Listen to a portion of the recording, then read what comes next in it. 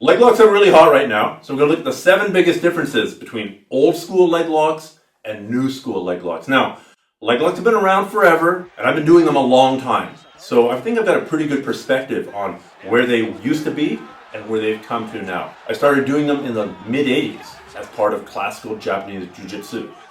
You know, when you would do it as a finish against an unresisting opponent as part of a waza or a kata. Then in the early 90s, if I recall correctly, Danny DeSanto started teaching them in the context of shoot wrestling. The second lock flow from shoot wrestling was all leg locks. So that was something that we learned, started incorporating. Then I learned a lot of them from Erik Paulson, especially when he was coming more from the shoot wrestling aspect. He has since evolved his game. He still continues to do leg locks, but that has changed. So then I started doing them with Erik Paulson. I was exposed to a ton of them through Oleg Taktarov, the UFC champion, the Sambo champion. I've worked a ton with Rob Bernacki and Rob Bernacki's army, guys like Matt Kwan and Roy Van Vliet. And they've gone super deep into that curriculum. And I've been using them. I've been trying them. I was also fortunate to have a Brazilian Jiu-Jitsu coach, Marcus Suarez, who was pro leg lock at a time when leg locks were anathema. They were the devil's work. If you did a leg lock in a Jiu-Jitsu competition, you would get booed. People would be there in the stands going, boo! Because they didn't like it. It wasn't aesthetically compatible. Fortunately, times have changed. And I was digging through the shelves this morning. I found dynamic knee bars, if I recall correctly, that's 2004 or 2005. And then high percentage leg locks from 2008. So that's proof that I've been doing them a while. So let's start looking at the 7 biggest changes between then and now. The first and most significant difference, in my opinion, is that leg locks are now looked at as having a series of control positions rather than being isolated techniques that you could then maybe string together. For example, in the old days, we'd be here, we'd be fighting, I'd go for a leg lock. It would either work or it wouldn't.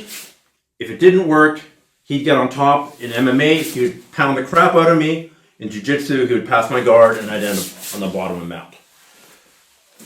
So that was looking at it as a technique, right? That was an entry into a leg lock. And yes, I'm oversimplifying because of course there were guys who were chaining together submissions.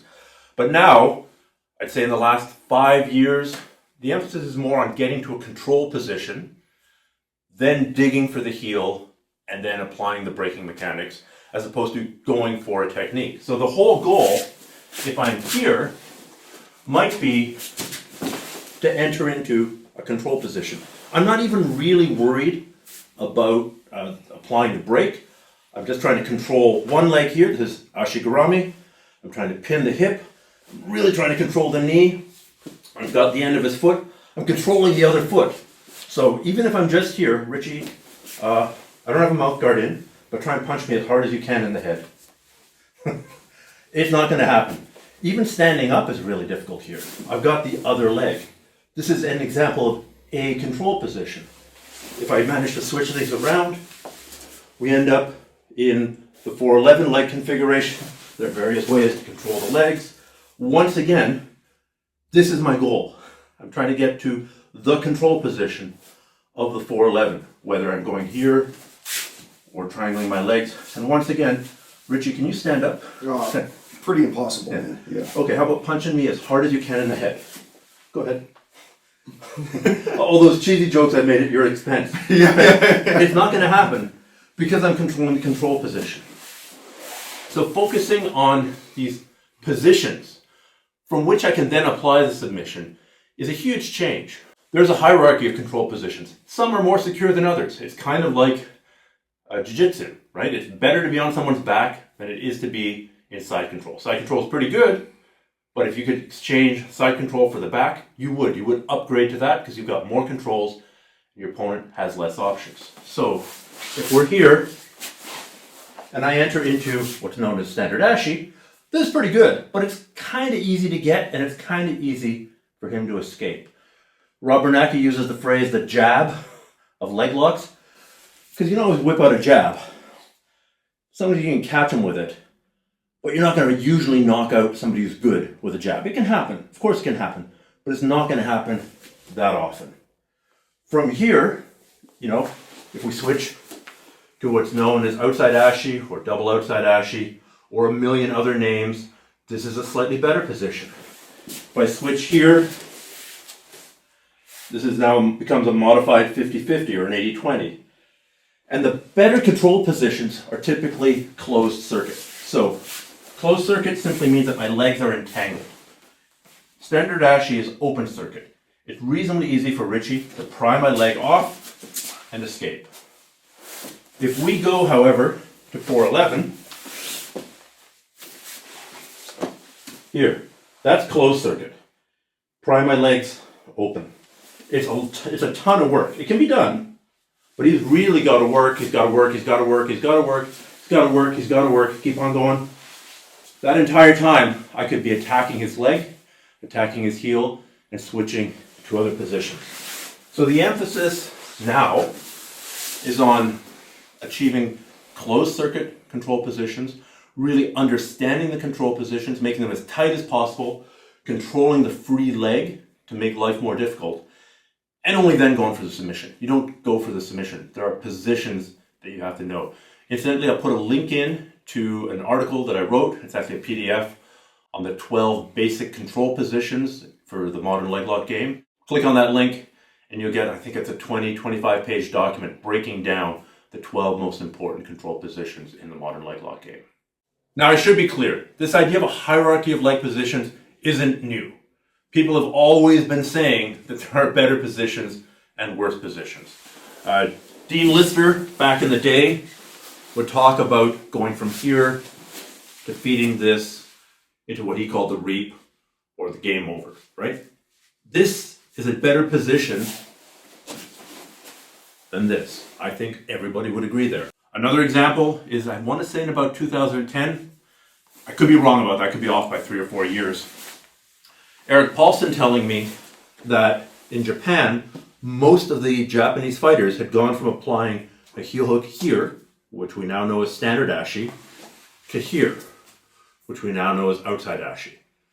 So this position for the Japanese fighters, and I would argue for most leg lockers, is superior to this. This idea of hierarchy has kind of always existed, but it's become more mainstream and it's become more refined, and all the positions have been given names. And once you've given something a name, you can manipulate it. And it's far more easy for me to text Richie going, hey man, have you thought about transitioning the left leg over the top from standard ashi to outside ashi in this way as opposed to this other way? Whereas I'm trying to describe everything a priori, it just slows the evolution of the whole thing down. So giving all these positions names has been really powerful. And the hierarchy has been developed, but the hierarchy always existed. Another huge difference is the number of submissions has actually gotten smaller. You might think that that's counterintuitive, but it's actually become narrowed down. If you take a look at old submission wrestling instructionals, submission arts wrestling by Hidetake Aso, there was a million leg locks. There'd be, doing a leg lock here on the shin, because it was a Japanese one. Like the guy on the bottom would go, ah, like tapping. You can see this nowadays, some Japanese wrestling video. Ah! Ah! And then the other shin. Oh, that's even worse. And then this, and then this, and then this. And now, they work. They do work. I have pulled them off. But there's a difference between sort of a low percentage submission that he's never seen before, that'll work once, or maybe twice if I'm really lucky, and a regular high percentage submission that works again and again and again, even if the other guy knows what it is. I mean, you've caught me in a ton of straight arm bars. Mm-hmm. I know the straight arm bar. You're not tricking me with a new move. Mm-hmm. And I know what's coming, and I even know the setup. But you're managing to apply that again and again and again. And I would argue that a high percentage technique that you're doing again and again and again against quality opponents who know it's coming is much better than a Hail Mary surprise low percentage technique that you pull off once in a while just because the other guy's never seen it before. I mean, those are fun. I love catching people in super cheesy submissions. If I can catch somebody in a wrist lock like this when I'm rolling, I'm happy the rest of the day. It's not something I would, try if it really was, my life or my money on the line. Here's a great example of how a leg lock that was more common back in the day It's not so common anymore, and people now generally prefer to go to a more reliable, high percentage move. So let's say I enter into a leg lock, right? I decide to go for a heel hook. But I don't get it, because Richie, I'm too loose here, he begins to escape. Who here has seen this as a technique? Look, my leg is here, I sit up, I go around his waist, and a calf slicer. I've caught people in that, not very often. I usually catch somebody in that once. In terms of catching people in that repeatedly, it basically doesn't happen. It's also a little bit dangerous for me. And it's one of those techniques that'll work when you're sparring, but not when you're actually training against somebody who's super adrenalized and super motivated to not tap. Guys will suffer through that because it's really only pain. There is some potential there of breaking a bone, but not very much. So we'll go there again. So a technique that's been shown to me by both Rob Bernacki and Oliver Taza, slightly different variations, but I really like it. I'm going for the heel hook. He begins to rotate out. Okay. So I'm here. Instead of sitting up and going for the calf slicer, I'm going to, let's rotate towards the camera here, please. My legs are still in that position here. Instead of going for the calf slicer, I'm going to control the knee or the hip and the ankle. Kick my foot away to actually give up that calf slicer position. Then I'm going to pop over top of that leg, and now I'm back in a heel hook. So it's more motion, but you're going to a high percentage technique. You're going to a really bad heel hook. It's a reverse heel hook, as a matter of fact. And you're not going for a low percentage. So it's like the Cambrian explosion. 541 million years ago in the fossil record, all of a sudden there's, boom, a million new kinds of animals. It's like there's a proliferation of animal plants. Nobody really knew what the perfect kind of animal was. So every possible kind of design shows up in the fossil record. Millions of years later, which isn't that long in geological time, many of those body plans are completely gone. But now we're getting more and more examples of like bilateral life. And we're bilateral, right? We've got a center line. Worms are bilateral. Lizards are bilateral. The number of possible designs have greatly reduced, but the number of species have increased. Same here. The number of total crazy submissions is reduced, but the number of nuances and the number of variations for the few high percentage ones remaining have increased. So that's the second big difference, less techniques. The third big difference is that there's now a huge focus, some people almost exclusively, on the reverse heel hook. Just to show you what I mean, without any kind of leg entanglement at all, this is a regular heel hook. I'm taking this foot and I'm turning the toes in. This is a reverse heel hook. I'm turning the leg out. The leg is a lot weaker in this position and the damage comes on much stronger. So back in the day, the best position in leg locking was probably considered to be the reap or game over, and this is a great position. And I've finished a lot of matches with this. The trouble is, this is a regular heel hook. Even if I'm reefing this, if he's super flexible, or super tough, or super dexterous, or just willing to eat a few pops before he gets out, this is a regular heel hook. If I manage to switch this here, this is a 411 variation favored by Oliver Taza. It's still 411, but the feet are together. The amount of pressure required to do serious damage is very little. Lachlan Giles, yeah, gotta be careful getting into this because, turn your foot out please. There we go. Again, did very well at Abu Dhabi. It's a kind of a side knee bar reverse heel hook. So, not saying that regular heel hooks don't work. Not saying that regular ankle locks don't work. Not saying that toe holds don't work. Not saying knee bars don't work. They work. But now, because guys are so good at defending, and guys are getting so flexible and so strong and so willing to push the limits of damage, really the emphasis now is going for that reverse heel hook with its incredible potential for damaging the legs to make the other guy tap out. If modern leg locking is mostly about the heel hook, then I would argue that the fourth big difference are the dig mechanics have been refined. How to actually get my hand under the guy's heel. So in the old days, back in the old days, we would prefer attacking the top leg in a heel hook. Part of the reason for this was that the heel is exposed. The heel is exposed. Now, of course, the guys would try and hide it, and I would try and sit up, and I would try and go for it. But we did this in part because the heel was easier to access. The dig mechanic was basically going like this. Now, most people going for leg locks, instead of going, if they're going for that standard Ashy heel hook, instead of going for the top leg, are going for the bottom leg. They're preferring to go for the heel hook here. We didn't like to do this in the old days, at least I didn't, because it was difficult to get my hand from here, out here, grip fighting, whatever, to here. That's a big transition. As an example of how the dig mechanics have been refined, this is no longer a problem. In fact, this is preferred because now all this weight is on this guy's leg. His hip is on the ground, it's less mobile, and it's much harder for him to escape. If I'm attacking the top leg, great, the heel's more exposed, but his hip is free to move. If his hip's free to move, the odds of him getting out are higher. So to show you an example of how I might apply the dig mechanics from here, we're controlling both legs. My hand's going to be on the shin, and I'm going to be pushing his foot back. I'm basically pushing his foot back here with my elbow, right? To stop him from putting on the boot. This might be your initial starting position. Then when I'm ready to go, control the Achilles, and now in the combination of pulling with this hand and bridging my hips, I move that into place. It's an amazingly subtle thing, but it's really hard for him to stop. If I've got that Achilles and I've got the foot bent, I'm just going to bridge my hips, and now I've got that heel.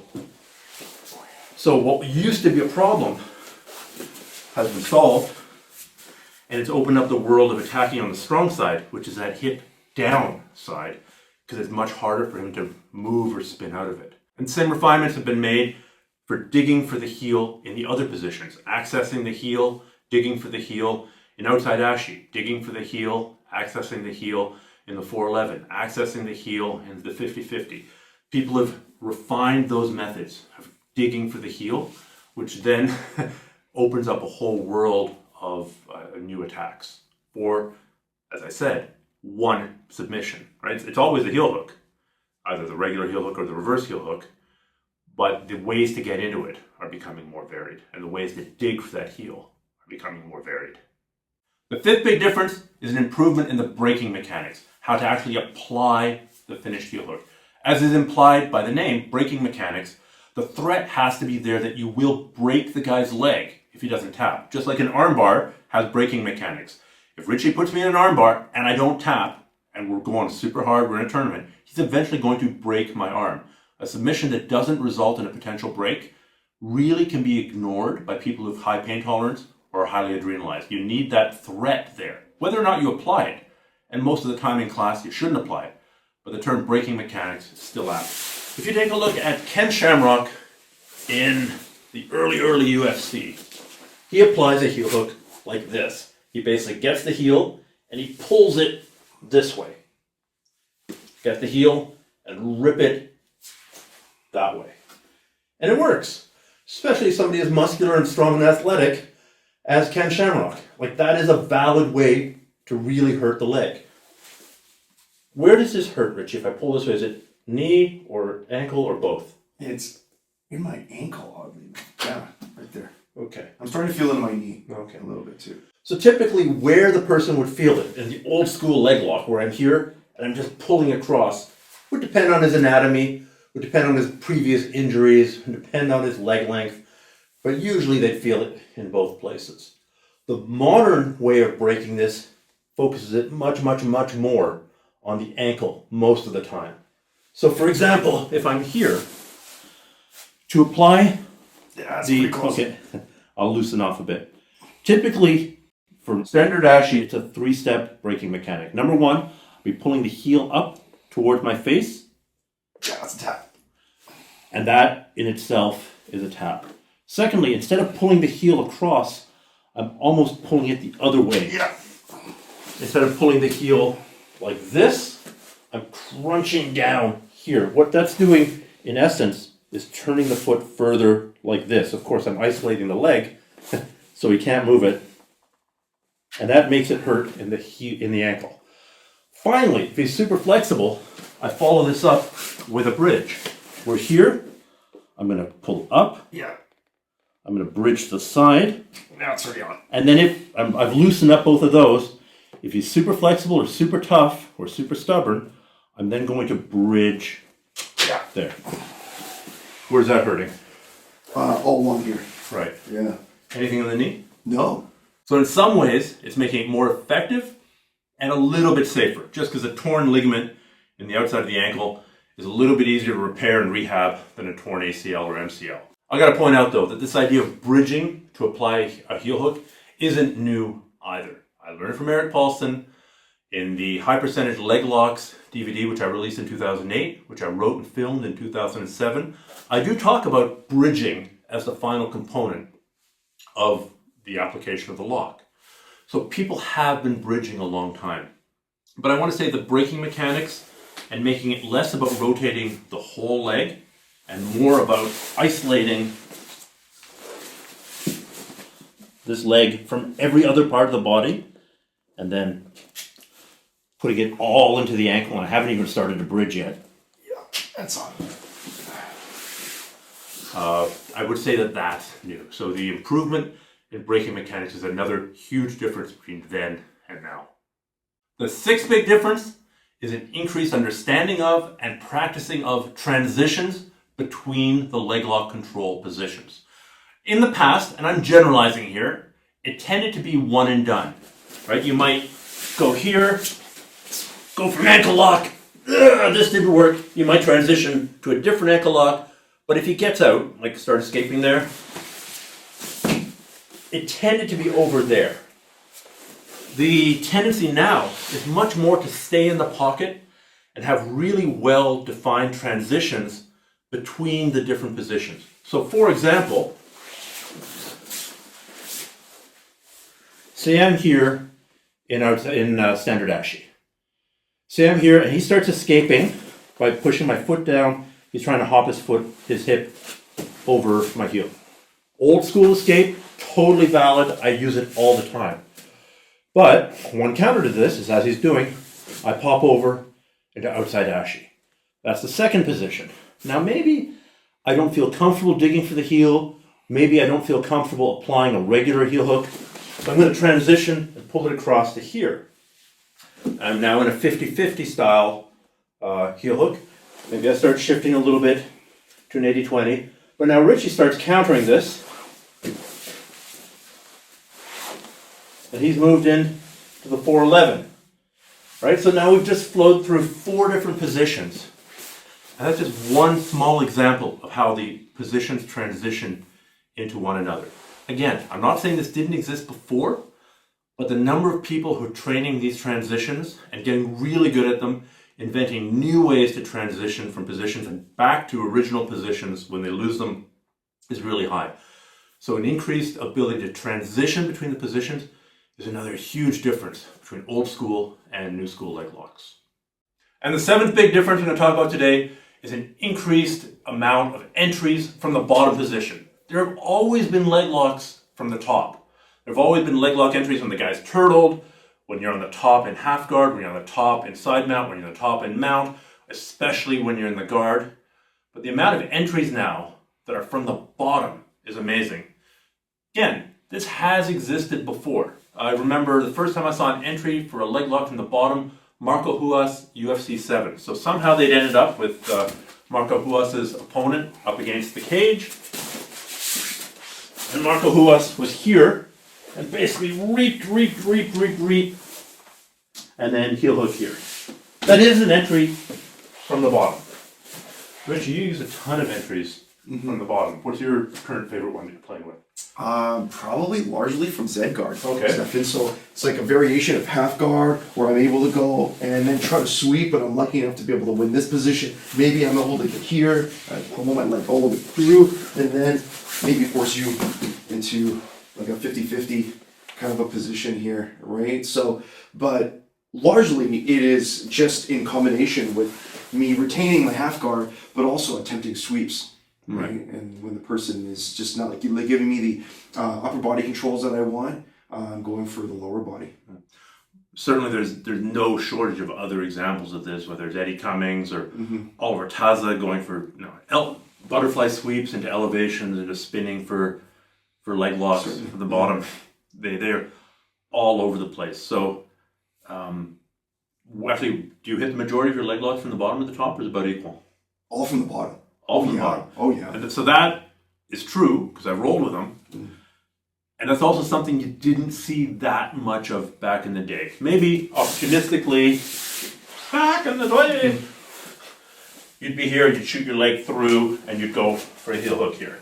This was probably the most common one, but this idea of, Z guard into attempted sweep, or elevating me here from butterfly guard, the guide post, going into leg locks. This is the increased prevalence of those is much more common now. And another great example is the Imanari. Like if you're standing here, right?